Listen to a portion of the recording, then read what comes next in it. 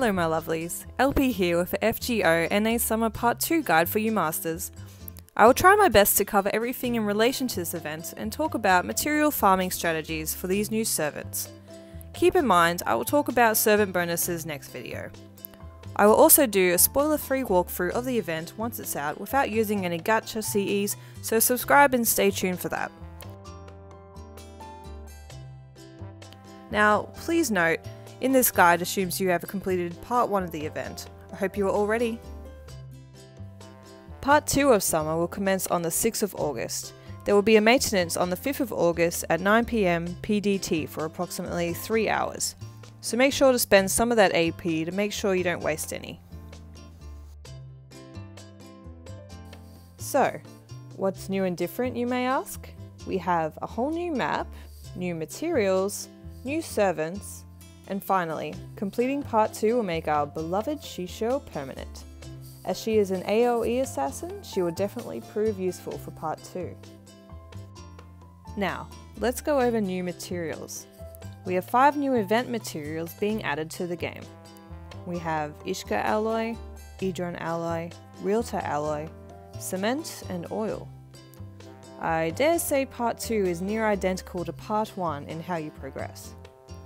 You progress story, farm materials, build, you buy out shop, reset buildings for mana prisms, plus cutscenes, and you rinse and repeat. I want to quickly emphasize this again. For Part 2 of the event, make sure your island of Part 1 is fully populated and not half done. Resetting your island is still considered half done. Before we go back in depth about the materials, let's have a look at the new banner and the new craft essences.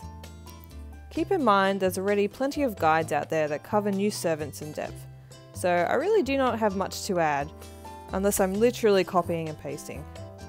What I will try to do is showcase the servants once they are out. Without further ado, our first star, the hyped Summer King.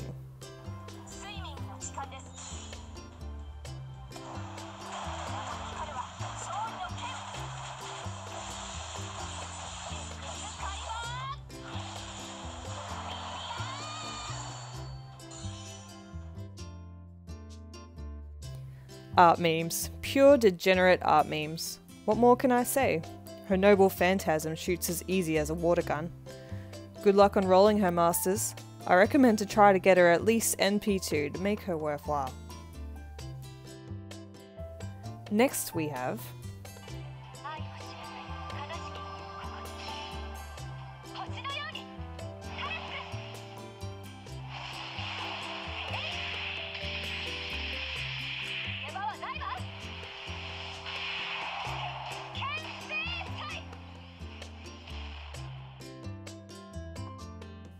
another ruler, a good one at that. Martha is definitely worth it as a tanky buster servant. What more do you want? And lastly, we have Kira Kira, aka Marie Antoinette.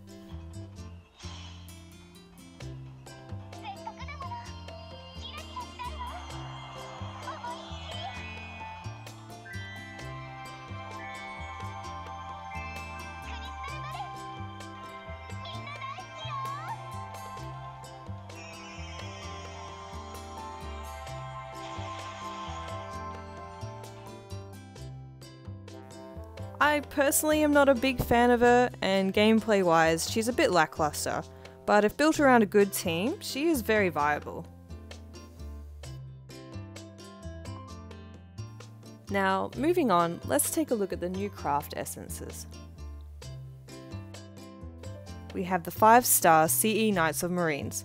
These pretty boys have the effect of increasing quick card performance by 10%, and starting the battle with 50% NP Gorge. This is 1 Gucci CE for quick servants. It increases Ishka alloy and iron by 1, 2 if limit breaks. Next, we have the 4-star CE Meat Wars, a CE that recovers 200 HP per turn and increasing art card performance by 8%. It's not too shabby, but definitely not a CE I'd be using outside of this event. It increases Edron alloy and stone by 1, and again 2 if limit breaked. Next we have the 3-star CE Void's Refused Shaved Ice. With an effect that reduces overall damage by 100 and increasing debuff resistance by 5%, I can't help that it complements tanky servants like rulers perfectly. But then again, not a CE I would use outside of this event. There are many more CEs that provide much better effects. 100 to 200 damage reduction is nothing when you're striked with an enemy crit. This CE increases realtor alloy and wood by 1, 2 if limit breaked.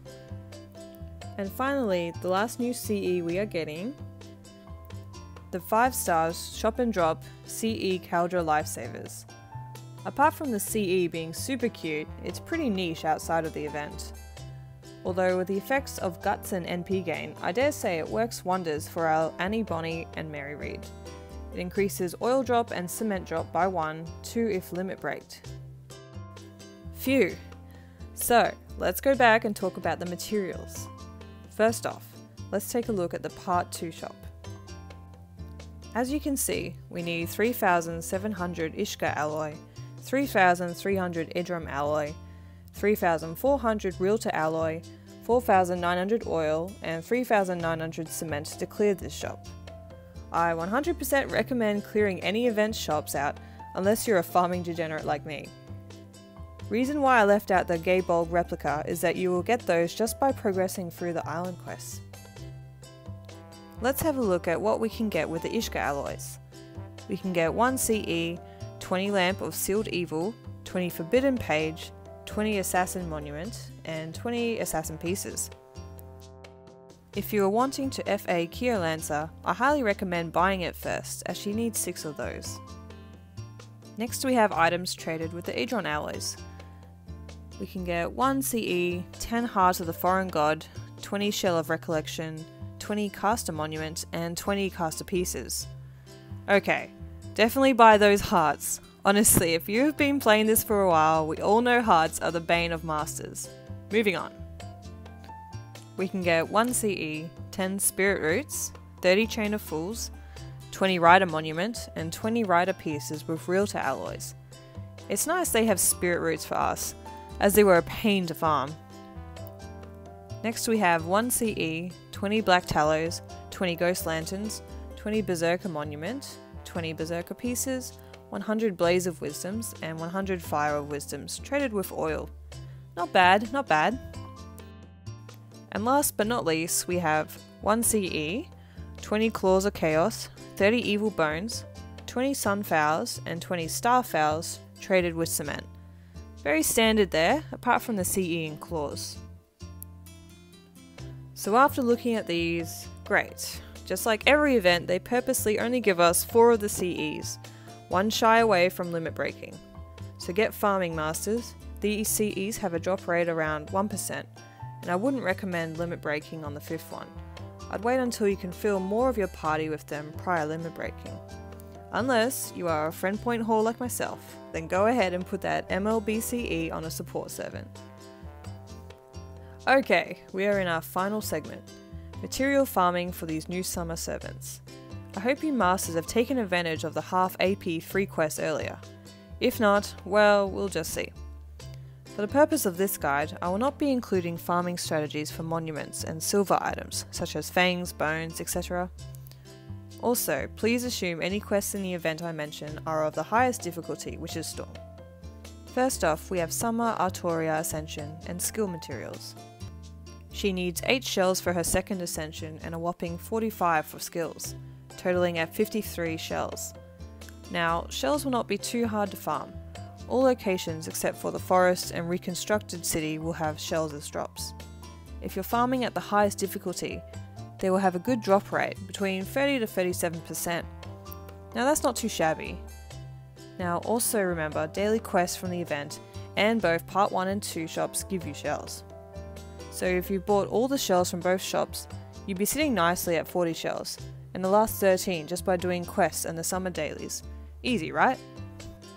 She needs 5 scales for her final ascension, which you can grab 10 of those from the part 1 shop using stones. Now, metals. She needs 30 of those. You can trade 20 of those from the part 1 shop with stones. but that leaves you to farm the last 10 outside of the event, unfortunately. The best location for that is the 1000 Year Kingdom, the free quest located in Camelot. The medal has a drop rate of 37%, with a cost of 21 AP per battle. So that is why it is so important to take advantage of the half AP quest before part 1. Also, I will be posting budget and whale team strategies to farm those nodes efficiently, so stay tuned for that. For her 9th to 10 skill reinforcement, she needs a whopping 30 spirit roots there, which part 2 shop provides only 10, leaving us to farm 20 of those on our own. Farming those will be a pain, I won't sugarcoat that. Prior to this event, you could farm those at the Ideal City in Camelot, with a 12% drop rate, with a cost of 20 AP per battle. Luckily for you masters, farming in the cave in part 2 at the highest difficulty will net you a drop rate of 20%, but with 40 AP cost. I definitely recommend farming the event rather than in Camelot. You could hit 2 birds in one by farming shells there too. Okay, last rare material, she needs a 45 horns. There's 20 of those in the part 1 shop traded with wood, so that leaves us 25 to farm for. Even part 1 storm difficulty at the fields has a nice drop rate of 20% for those horns. It also includes feathers and shells too. But if you were to farm those outside the event, Camelots, the Weathered Mountain, drop these at 17% per 19 AP run. And finally, because she is a 5-star servant, she needs 172,057,250 QP to get her to the level 90 and getting all skills to 10. She also needs 375 times matching or universal ambers to get to 90, 450 if non-matching, and of course excluding super and great successes. Just getting her to a final ascension will cost 8,857,250 QP. Keep that in mind. Next servant, we have Summer Martha. Being a ruler makes her really simple to FA and also skill. The only 2 materials you really need to farm are the Bloodstone Tears and the Dragon's Scales for skills. You need 18 Bloodstone Tears, which unfortunately neither shops provide, but the positive thing is that you can farm these bad boys at the cavern at 25% drop rate, alongside crystals and shells. Martha also requires 36 Dragon Scales, 10 of which can be bought in part 1 shops, with stones. The last 26 scales will need to be farmed at the mountain in part 1 at 20% drop rate. That is highly recommended if you require a lot of these scales for any other servants. And our last summer servant, we have Kira Kira. Starting off, we need only 4 scarabs to final ascend her, easily bought from the part 1 shop with iron. There's 10 in the shop for those, so ensure you grab them all. She needs 53 seeds for her combined ascensions and skillings. You can grab 30 of those from part 1 store trading in food, and farm the rest in the forest in part 1 with a 40% drop rate, alongside 25% drop rate for tallows.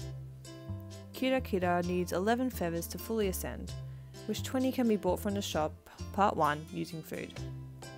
Although if you feel the need to farm these, I recommend farming them at the fields, with a 24% drop rate alongside the 25% drop rate for horns and 35% for shells. Definitely a bargain. Kira Kira needs 44 shells, which mentioned before can be farmed quite easily during the event or from the store.